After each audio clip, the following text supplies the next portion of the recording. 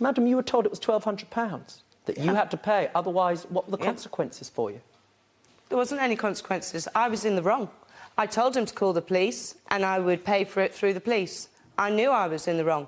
I had no problem in putting my hands up. He didn't want to call the police, so therefore he said he can get it sorted, but he needs this £1,200. So I cashed a cheque, lost £600 and gave him £1,200. Where did you get the cheque from, madam? As I understand My it, deceased granny.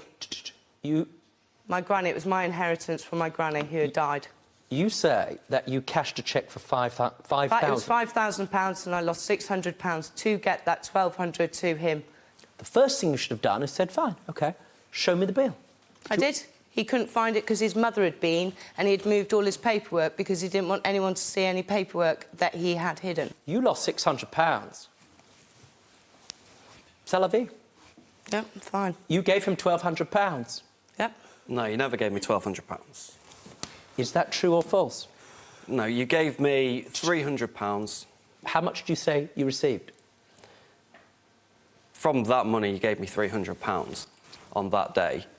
And you gave me dribs and drabs afterwards when you came back off holiday, but you never gave me £1,200. Did you give him £300 or £1,200? I gave him £300, then I cashed the cheque, and then I gave him the outstanding. Which would be £900. No, minus the £200 because he already owed me £200. £700. Correct. Where's the evidence? He was my partner. Unfortunately, I'm gullible and I trust people which I shouldn't trust and help people to then basically get done over. You say you received £300 of that £1,200. That's correct, yes. You handed over £300 by this stage, according to him. You say you've handed over £1,200, is that right? Correct. Is that minus the £200 that he already owed you? Minus the £200, so it was £1,000 to him. He owed me £200. So you've already had the £200 back? No, I deducted that from the £1,200. Do you understand? He owed me £200. Oh, no, thank you for your assistance. Well, no, I'm just explaining. Talking, I'll call you in the event that I have a problem in the future. Leave your number with Michelle. £1,000. Don't sass me, madam, trust me. I'm not sassing you. Talking, you're way out of your league. You really? Understand? Oh, yes. Wow. £1,000 is what you handed over. You said you received... £300. £300. There's no note of receipt. In other words, you didn't make him sign for it because he was your partner.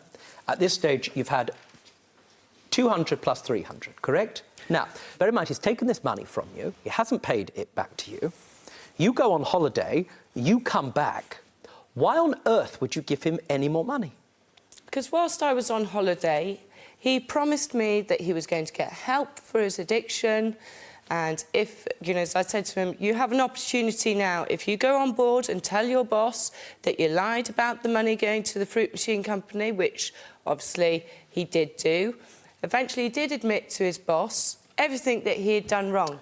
They gave him another chance. So I said to him, please, please, tell him the truth. Tell me the truth, write it down, we will help you. Splendid. And you'll have a home and a job still. On the 25th of August 2017, did you give him more money? I gave him £500 to pay the staff's wages.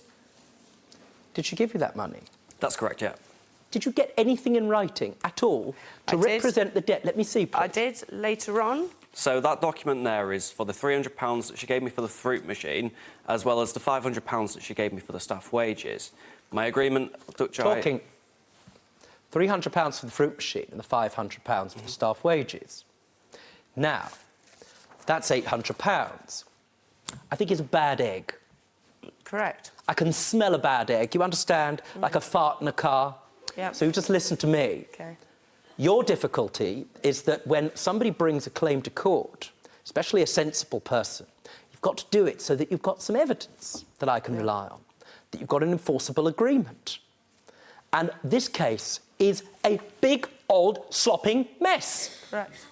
And part of the reason it's a mess and you don't get a free ride in my court, madam, is because you walked into a pub in rage, picked up a spike from a barbecue, was it? And put it through a fruit machine. Correct. And now, part of your claim, leaving aside what he may owe you, you want me to give you the money back for it. I can understand if I don't get the money back. Oh, well, that's a happy relief. I was willing to pay for it, which I did. Well, part of your claim, the last part, is that, as I understand it, you believe that they have claimed on the insurance for that fruit machine in any event. They have now, yeah. So they didn't pay £1 for it, so he pocketed that money as well.